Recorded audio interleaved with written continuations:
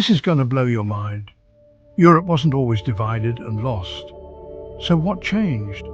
There was a time when the mountains and forests of Europe echoed with hymns, not uncertainty. Christian unity was the backbone of this continent, binding kings and shepherds, peasants and princes alike. Did they agree on everything? Of course not. But faith held them together. Then came liberalism, promising freedom above all else. The Enlightenment swept across Europe, preaching the gospel of individual rights and personal liberty. Thinkers like Rousseau and Voltaire inspired revolutions, tearing down the old order in the name of progress.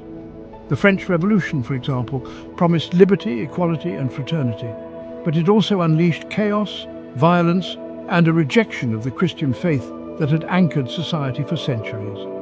Liberalism said, do whatever feels right. But is freedom without truth really freedom, or just confusion in disguise? The old ways faded, shared values slipped away.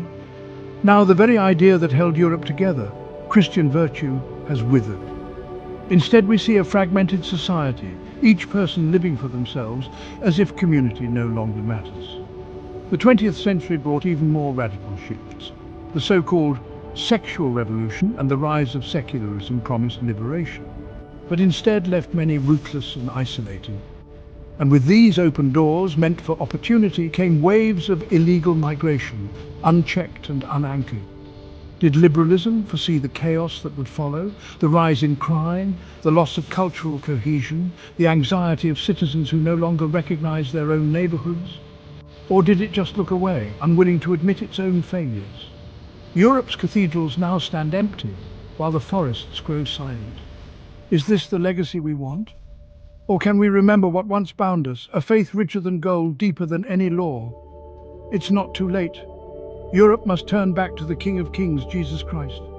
Only He can restore the unity, hope and strength we have lost. Stand firm, return to faith, join us and share this message with every European you know, and let the light of the King of Kings, Jesus Christ, shine once more on Europe.